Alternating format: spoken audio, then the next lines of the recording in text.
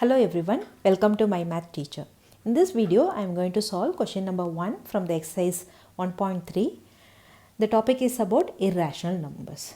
Before solving this question, let me explain you about the rational and irrational numbers in detail. This will only help us to understand the problem and also helps us to solve the problems quite easily.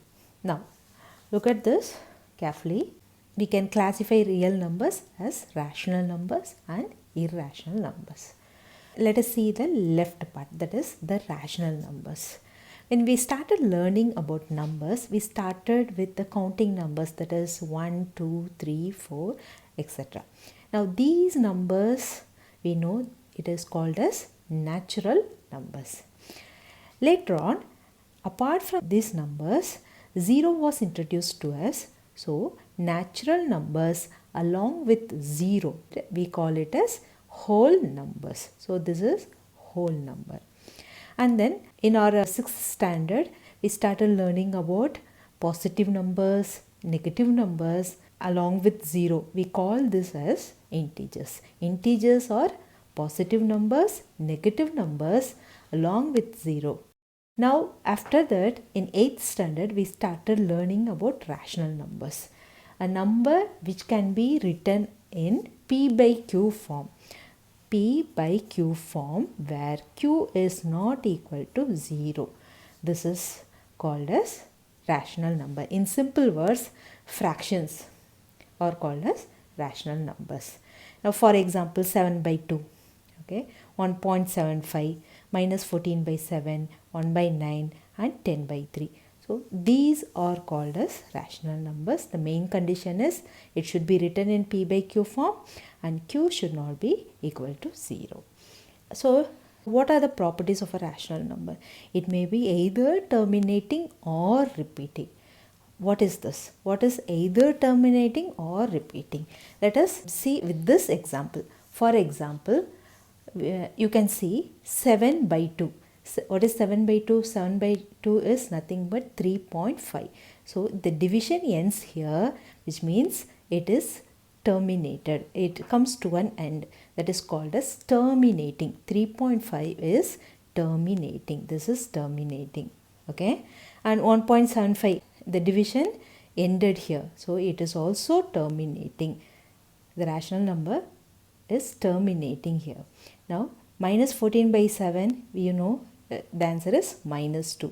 So it is also terminating. Whereas when we see this rational number, that is P by Q form, 1 by 9, when you divide 1 by 9, you can see the answer we have got is, when you are doing the continuous division, we got the answer as 0.111. You can observe here 1 is repeating. So either like this, it may be terminating or it will keep on repeating. So we can write this as 0.1, which means it will keep on repeating. The last example, 10 by 3, when you divide this, we can see 3.333, it goes on like this. Division keep on repeating, it never comes to an end. So you can write 3.3 like this. So rational numbers will be either terminating or repeating. These are the information which we know already. Now we'll look on to the right side part, that is irrational numbers. What are irrational numbers? Irrational numbers: square root of 2, square root of 3, square root of 5. The famous example is pi. What is the value of pi? We know we have applied this 22 by 7. Now you may ask, this is a rational number. It is written in P by Q form. Q is also not equal to 0. This is simply an approximate value. The exact pi value is like this: 3.1415925. It goes on, it never ends. Okay, it is non-terminating, it never ends, and non-repeating. The numbers will not repeat. Okay, now we are taking pi value as an approximate value. It's not an accurate value. For our convenience, we are taking the closer value, that is 22 by 7 or 3.14. Now see the irrational numbers. The numbers which are non-terminating, for example Square root of 2, we know, we studied this in 9th standard. Square root of 2 value is 1.41421. It goes on like this. You can notice it is never ending. It keeps on moving and also non-repeating. It never repeats the number. The same way, root 2, root 3, root 5, we already know these are irrational numbers. Okay. Now, let us see how can we make it in this number line. For example, let us take this number 3.5. It comes here. That is, it's a positive side. 3.5 is here. This is 3.5. 1.75. 1.75 will be closer to 2. So, 1.75. And then minus 2 here. Okay. 0.111. It will be very close to 0 here. And 3.3. It will be closer to 3.5 here. Okay. And what else? Now this side, the irrational number 1.414. You can notice here this is 1.5. 1.414 will be here, this one. So root 2 1.414, it belongs to this place. The same way root 3 1.7, it also belongs in between this. You can notice both rational numbers and also irrational numbers, they all have their own position in our number line. So, what is the conclusion we can see? Real numbers. So, all these natural numbers, whole numbers, integers, rational numbers, along with this irrational number. When you combine both this rational and irrational, we call it as, in general, real numbers. Okay. So, with this information, we are going to solve the first question. Question number 1 is, prove that root 5 is irrational. We know root 5 is irrational. How to prove this? We are going to contradict this statement. First, we are going to assume that root 5 belongs to rational number. When it is rational number, we will try to write it in P by Q form, and when we are doing this, we can come to the conclusion that root 5 is not rational. This is not rational. If it is not rational, then where it will be? It will be definitely an irrational number, because if it is not here, it must be here. This is how we are going to solve. So let us start. First, let us assume to the contrary that root 5 is rational.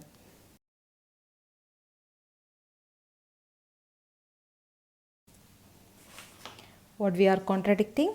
We are assuming that root 5 is a rational number.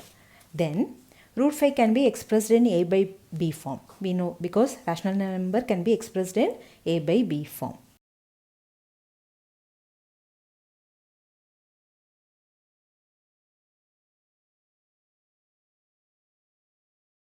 Where A and B are integers. We know that A and B are integers where B will not be equal to 0. Now A and B are co-primes. Now what is co-prime? Let us see.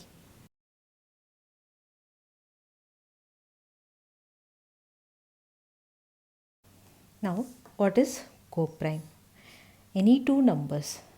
Okay. For example, we can take this number 6 and 13. Any two numbers which has 1 as a common factor. Okay. What is a common factor between these two numbers? You know that 6 and 13, it can be divided by only 1. That is, A and B are co-prime which has the common factor as only 1. You may ask, this 6 is not a prime number. It's a composite number. So it is not at all a matter. It may be a composite or prime. Both should have 1 as a common factor. These numbers are called as co-prime. So that's why we have taken A and B as co-prime. Now here, this is very simple calculation. Root 5 can be written as which form? A by B form. So we are writing like this, A by B. Now bring this B to the opposite side. So it will be root 5B, that is equal to A, or we can write like this, A is equal to root 5B. Okay.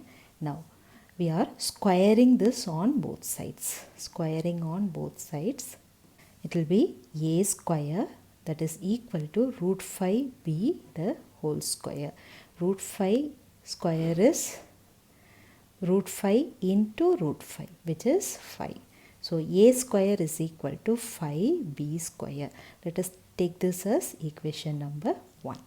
Okay. Now you can see this is 5b square. Is it divisible by 5? When you divide by 5, it is exactly divisible. So therefore a square is divisible by 5.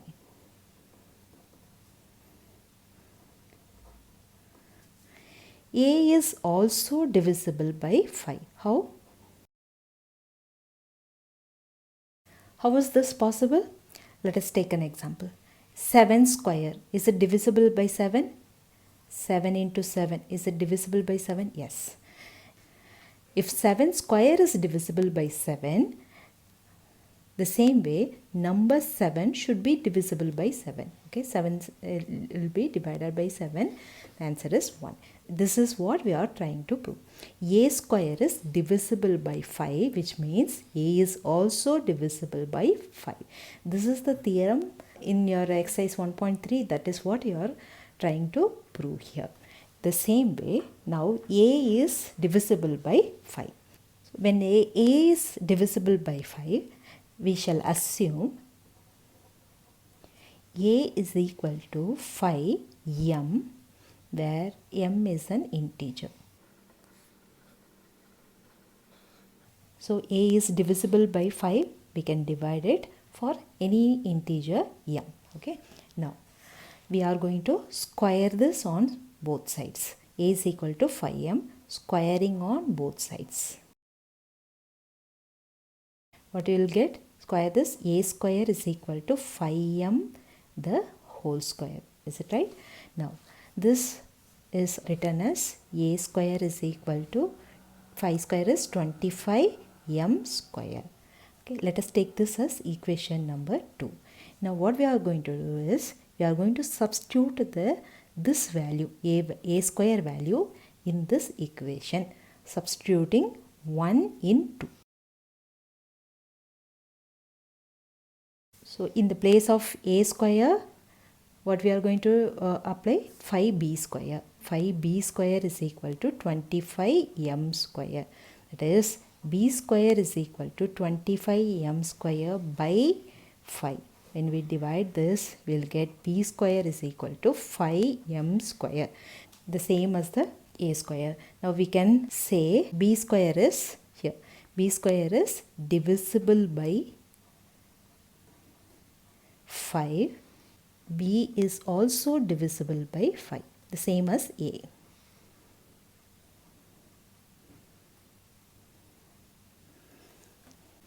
So we have proved that A square, A, B square, B all are divisible by 5.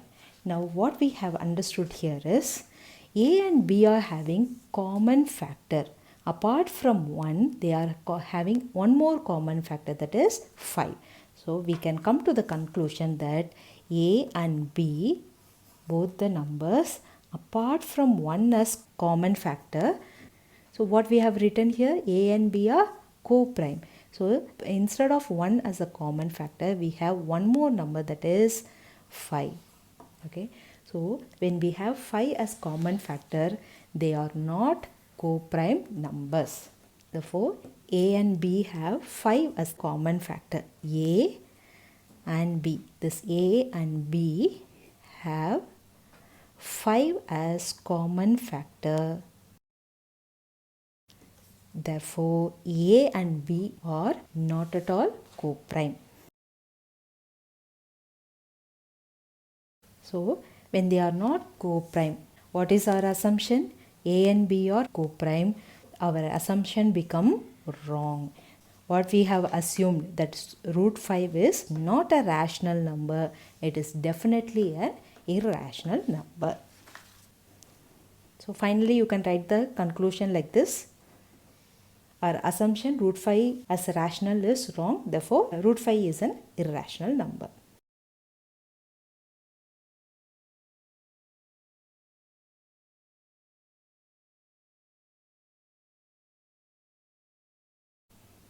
That's it.